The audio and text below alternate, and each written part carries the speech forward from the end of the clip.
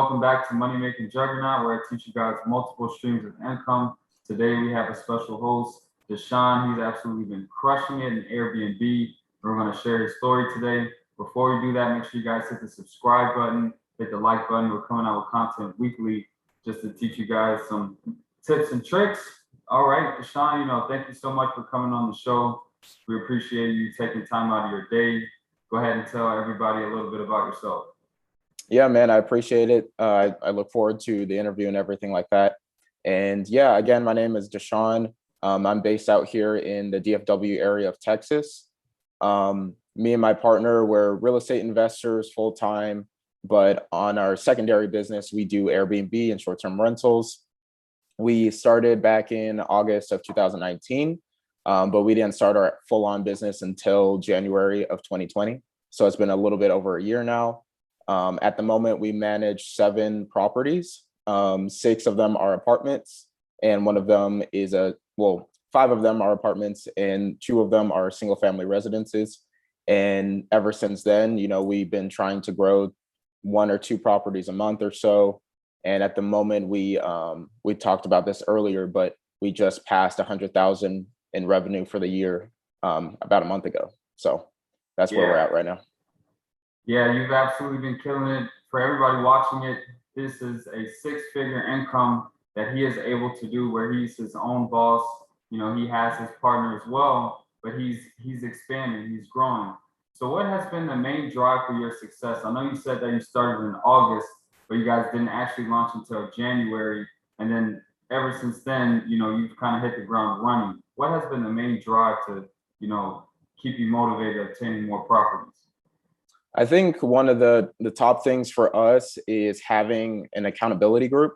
So we actually took a course and learned the basic foundation of how this business works. And then with that course, we got access to a Facebook group that had other people that were doing the same thing that we were trying to do. So in that group, we were able to contact other hosts, other people who had more experience. And on top of that, just taking action at the end of the day, just not being so worried about, will this work? Will this not work?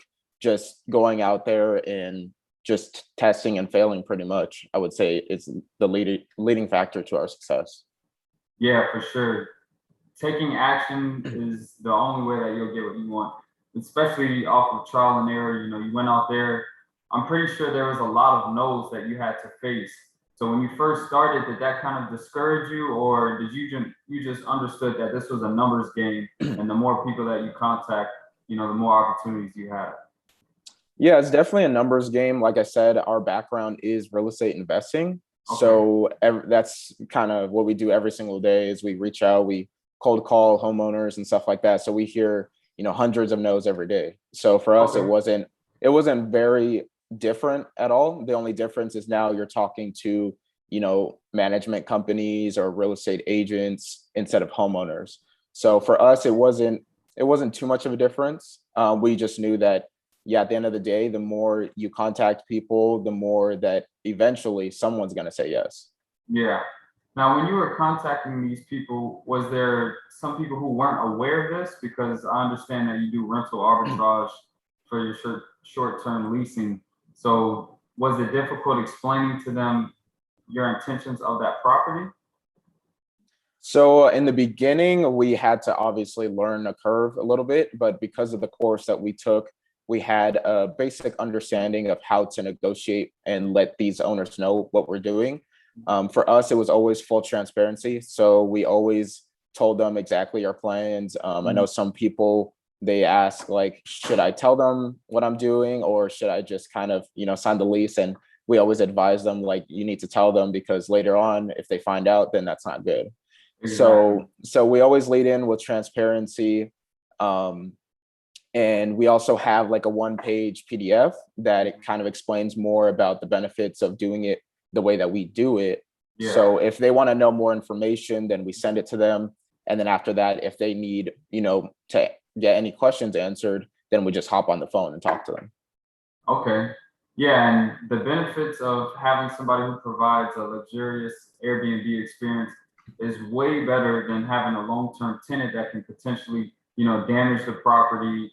Then the landowner will have to take care of it. rent might be late, you handle a business, so rent's going to be paid. It's going to be professionally clean. You handle minor maintenance. Any issues like that, you're taking care of it. So landowners, I can see why they would want to, partner with somebody who offers Airbnb, opposed to now coronavirus. A lot of people are out of jobs. We have bad tenants. We have people not paying rent. So when it comes to, communicating with these landlords, did they have, some sort of discrepancy because now you're making money off of their property, or how'd that go?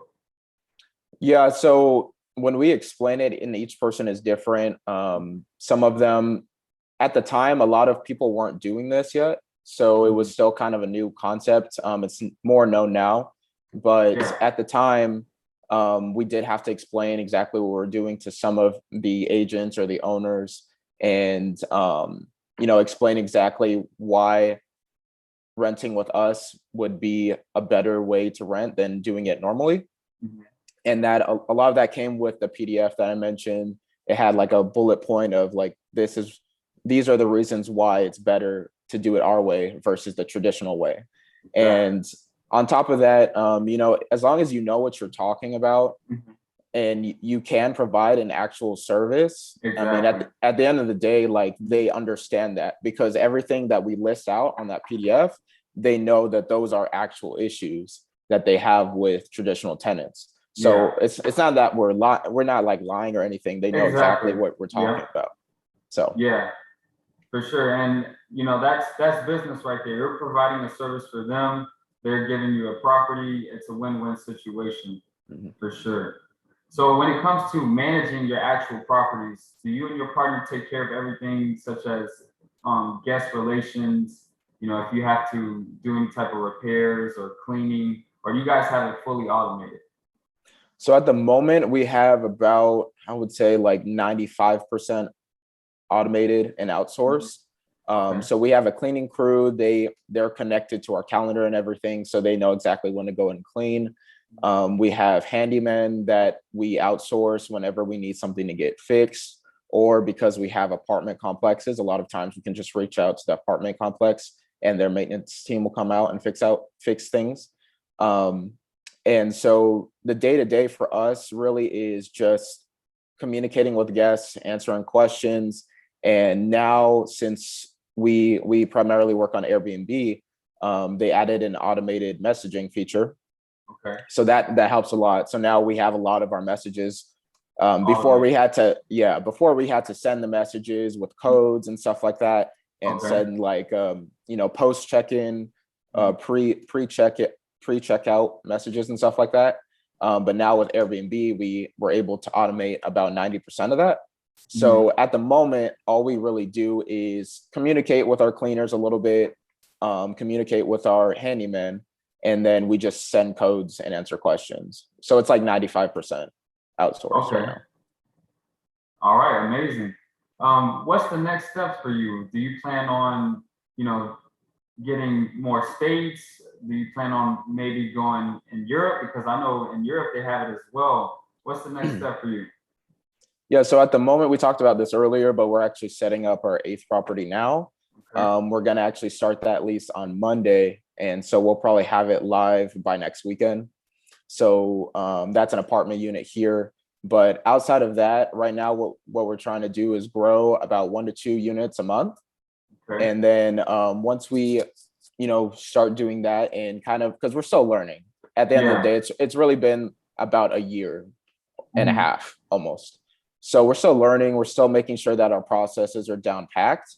And Yeah. then from that point, we have other people that reach out to us on social media, Mhm. family that live in other states like Colorado, um, Florida, Yeah. California.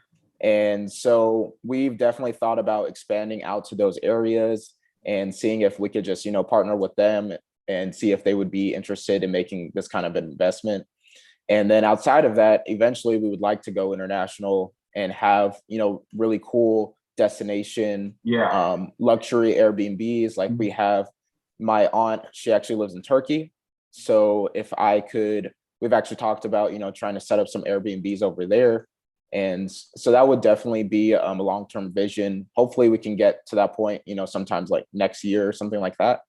And yeah, that would be definitely a good goal of ours. Yeah, that sounds amazing, man. Well, thank you so much to Shawn. You guys, I'm going to put his Instagram in the description if you guys want to give him a follow and just watch him on his journey. He's been killing it. Thank you so much. Yeah, man, I appreciate it. Thanks, guys.